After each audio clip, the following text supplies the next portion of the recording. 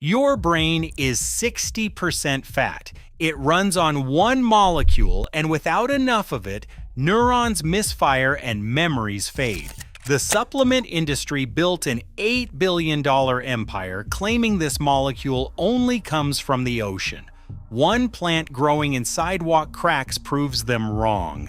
And by the end of this video, you will know what this plant is, why neurologists ignore it, and how to grow it in a glass of water. Hey, before we get into it, if you have ever wondered what plants were growing in biblical times and how you can actually grow them in your own garden today, go check out Eden's Harvest. Trust me, they are bringing scripture to life in a way you have never seen before. Right now, 50 million people worldwide are living with dementia. The most common form is Alzheimer's disease. It accounts for 60 to 80% of all cases, and the numbers climb every decade. Neurologists prescribe medications costing tens of thousands of dollars per year. Families liquidate retirement savings to cover memory care. Pharmaceutical companies race to develop new treatments. But the most consistent finding in brain research over the past 20 years points to something far simpler than any drug. The brains of Alzheimer's patients are depleted of one fatty acid, omega-3. The molecule your brain craves most is called DHA. It concentrates in the membranes of your neurons. It supports the synapses where memories form. It keeps those connections flexible, responsive, and alive. Without adequate DHA, neurons become rigid, signals slow, memories fail to encode. The hippocampus, the brain region that forms new memories, physically shrinks in volume. Researchers have measured this directly. People with higher omega-3 levels in midlife had larger hippocampal volume and scored higher on cognitive tests decades later. So where does DHA come from? The nutrition industry gives one answer: fish. Eat salmon. Take fish oil capsules. Subscribe to a monthly krill oil delivery. By 2024, the global omega-3 supplement market reached $7.68 billion in annual revenue. Fish oil alone controls over 60% of that market. Every single capsule requires industrial extraction, purification, encapsulation, quality control, and cold chain shipping across oceans. The complexity creates barriers to entry, and the barriers protect profit margins. Here is what the capsule bottle never mentions. Plants produce a molecule called alpha-linolenic acid, or ALA. Your body can convert ALA into the omega-3 forms your brain actually uses, EPA and DHA.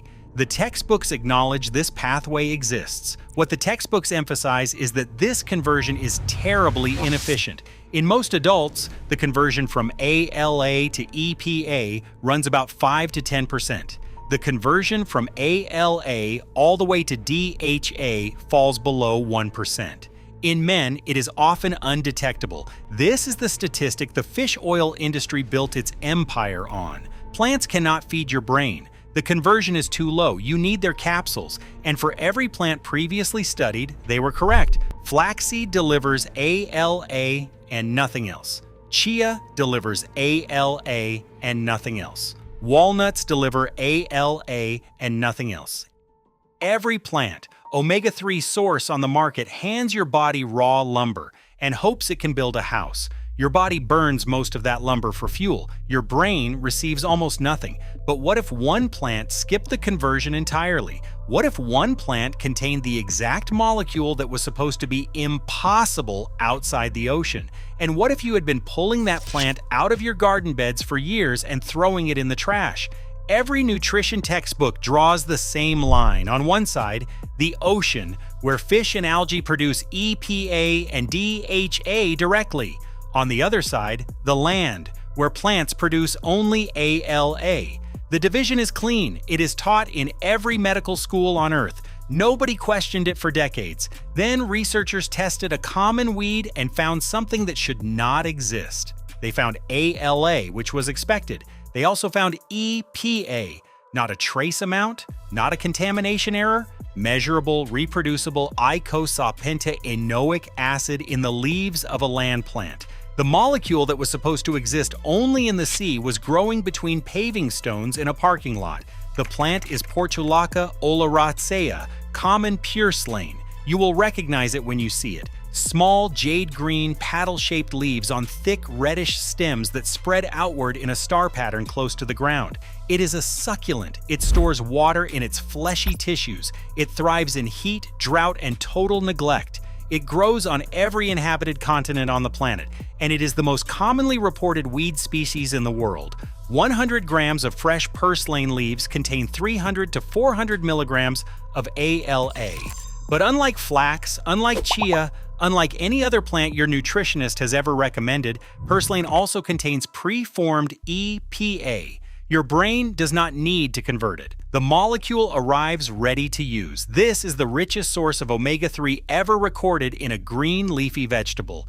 You have walked past this plant 1,000 times. You may have pulled it from your flower beds last July. You may have sprayed it with herbicide on a Saturday morning while mowing the lawn. Those thick little leaves with the reddish stems that you tossed in the yard waste bin were delivering the one molecule your brain cannot manufacture on its own.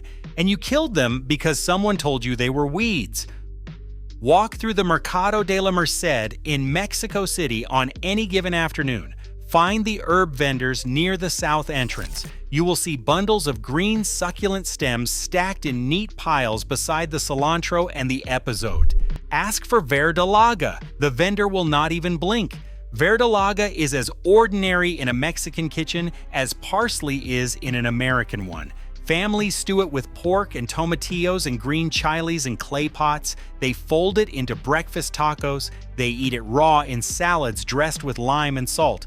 Millions of people across Mexico eat this plant every single week without ever hearing the words omega-3.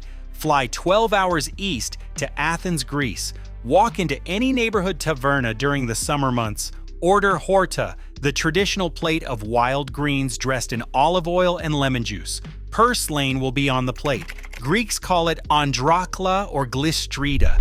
Grandmothers on the islands have gathered it from hillsides and stone walls for as long as anyone can remember. In Turkey, it is semizotu, mixed into cool yogurt salads with garlic and dried mint in the villages of central Anatolia. In India, it is kulfa, cooked with cumin and turmeric into a simple stew served over rice. In the Middle East, it anchors the fattoush salad beside tomatoes, cucumber, and crispy pita with sumac. In China, it has been called a vegetable for long life for centuries. 500 million people across Asia, the Mediterranean, Latin America, and the Middle East eat purslane on a regular basis.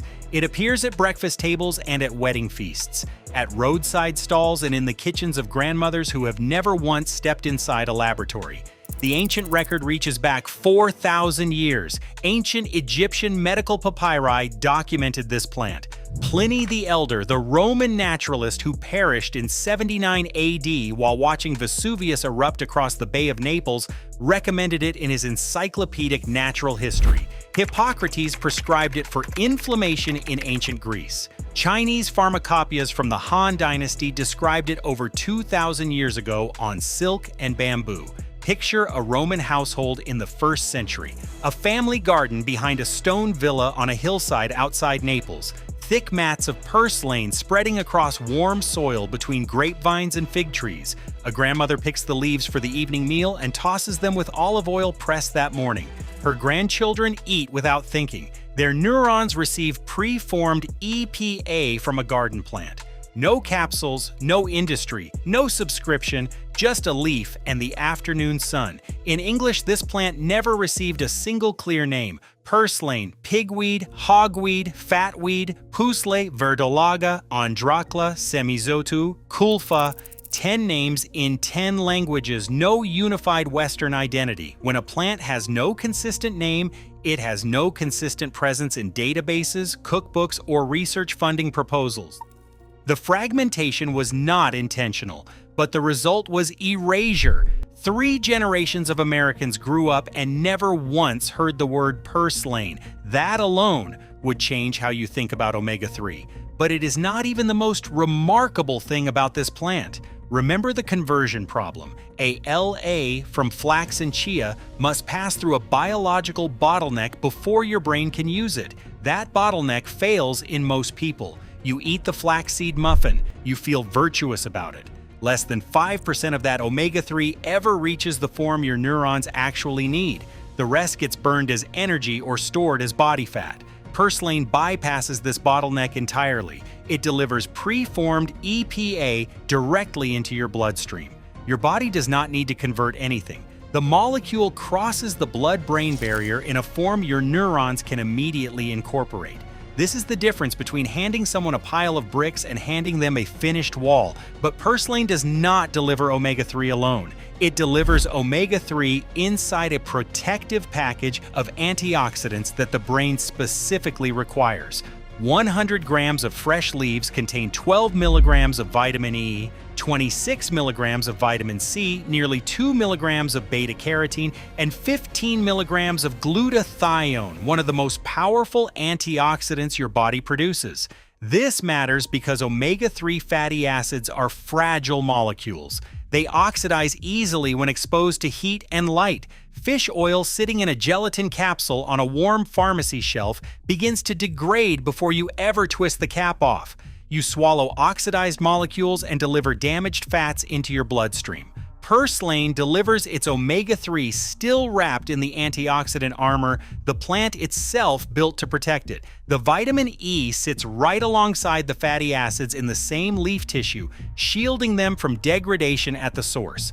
Fish oil capsules deliver omega-3 naked and exposed. Purslane delivers it in full armor. The delivery system is the plant itself.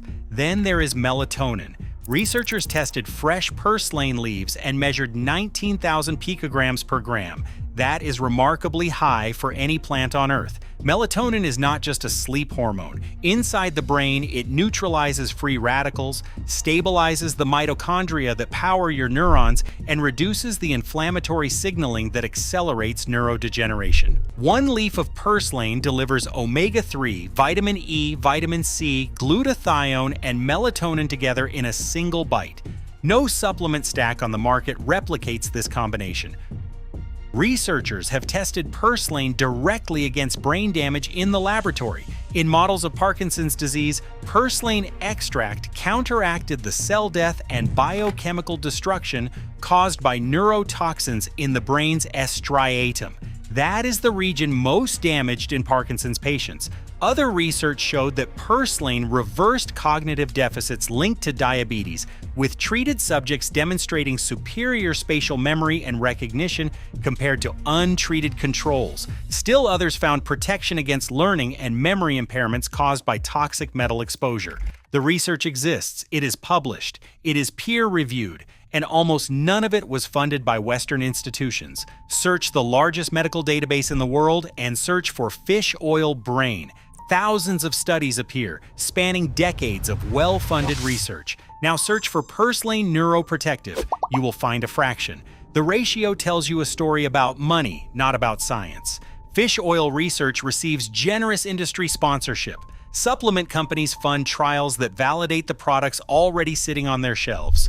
Purslane research receives almost nothing from Western sources. The studies that do exist come from laboratories in Iran, Egypt, China, and South Korea. The knowledge is real, the science is rigorous, and it lives in languages and journals that Western medicine has historically overlooked.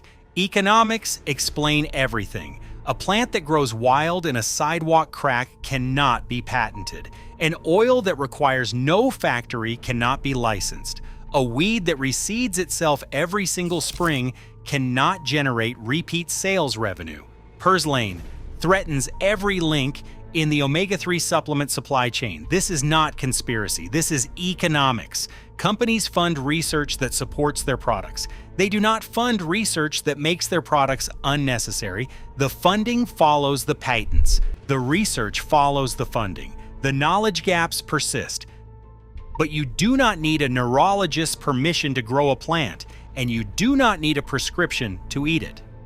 Purslane thrives in USD, a hardiness zones 2 through 11. That covers the entire continental United States, most of Europe, and equivalent climates worldwide. The The plant tolerates poor soil, drought, extreme heat, and the kind of neglect that would kill most garden vegetables in a single week. Because it is a succulent that stores water in its own tissues, it survives where almost nothing else will. Get a container. Any container will do. A 5-gallon bucket, a window box on an apartment ledge, a clay pot sitting on a sunny balcony railing. Fill it with basic potting soil or even ordinary garden dirt. Scatter the seeds across the surface. Barely cover them. Purslane seeds need light to germinate. Mist them with water. Place the container in the sunniest spot you have. That is the entire process. Germination takes 7 to 10 days. By week 4, you will harvest your first leaves. By midsummer, the plants form thick mats of jade green foliage with small, bright yellow flowers that open each morning in the sun. The reddish stems branch and spread until they fill the container completely. Here is the detail that changes everything. A single purslane plant can produce up to 200,000 seeds. Let some of those seeds drop into the soil at the end of the growing season. Next spring, they will germinate on their own without any action from you. No replanting, no purchasing new seed, no annual trip to the garden center. One planting becomes a permanent food supply. You can also root stem cuttings directly in a glass of water on your kitchen counter. Snip a stem, place it in water. Roots appear within days. That is how the title of this video becomes literal. A glass of water and a piece of stem. That is all you need. Eat the leaves fresh for maximum benefit. They taste slightly tart and lemony, with a faint salty finish that surprises most people. Toss them into salads. Blend them into a morning smoothie where the mild flavor disappears, but the omega-3 stays. Wilt them in olive oil for 60 seconds, no more, to keep the fatty acids intact. Add them to a fatouche salad the way families in Beirut have done for generations. Pair with olive oil because the fat-soluble nutrients need dietary fat for absorption. Harvest in the early morning when the omega-3 content peaks. 1 cup of fresh purslane daily. Cost after the first planting is $0. No capsules, no monthly subscription box arriving at your front door, no factory, no cold chain shipping from the other side of the planet. Just a plant on your windowsill and 60 seconds of your morning. The average American household spends between $120 and $300 per year on omega-3 supplements. Fish oil capsules sit in bathroom medicine cabinets. Monthly subscription boxes stack up by the front door. A single packet of purslane seeds costs less than $3. 1 packet provides a permanent self-renewing supply through natural reseeding. The math reveals the absurdity. If supply chains collapse, if pharmacies close, if the monthly delivery stops arriving, the family with purslane growing in a pot on the porch faces no disruption. They harvest leaves for fresh eating. They save seeds for next season. Their brain food supply remains secure regardless of what happens beyond their front door. This is what food security looks like. Not bottles and capsules shipped from factories across oceans. Security is a plant that returns every spring without asking permission. The question was never why the world hid this plant. The world did not hide anything. Greek grandmothers serve it with olive oil on white ceramic plates in the afternoon sun. Mexican families stew it with pork in clay pots that have been in the family kitchen for 3 generations. Turkish villagers fold it into yogurt on ordinary Wednesday afternoons. Chinese physicians documented it 2,000 years ago on paper that still survives in archives.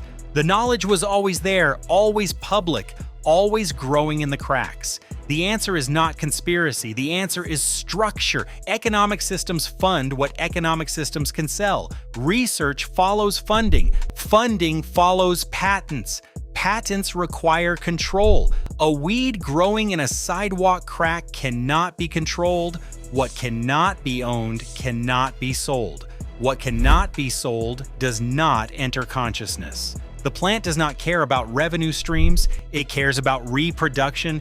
It cares about spreading into every crack and bare patch of soil where sunlight reaches the ground. For 4,000 years, purslane has pursued this single agenda across every continent. it will continue for 4,000 more. The seeds you scatter this week will produce plants within a month. Those plants will drop seeds in the fall. Those seeds will germinate next spring without your help. Your grandchildren could harvest from the same patch you established today. This is not a supplement. This is botanical inheritance. This is your brain's food security measured not in capsules, but in generations. Every spring, purslane will return to remind you that the most valuable things in life often cost the least. A packet of seeds, a glass of water, a few minutes of sunlight, and then years of quiet abundance from a plant that Western neuroscience ignored while half the world ate it for lunch. And do not forget, if you want to grow the same plants that have been rooted in history since biblical times, Eden's harvest has got you covered. Go show them some love.